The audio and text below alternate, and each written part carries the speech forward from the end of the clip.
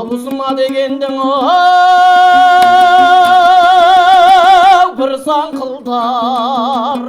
жел соқса қатпа түйе үйган қылдар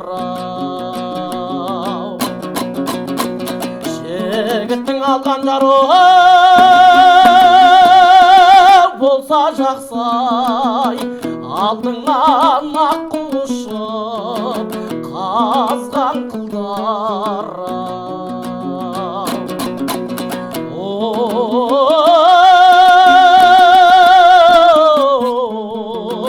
қазған қылдар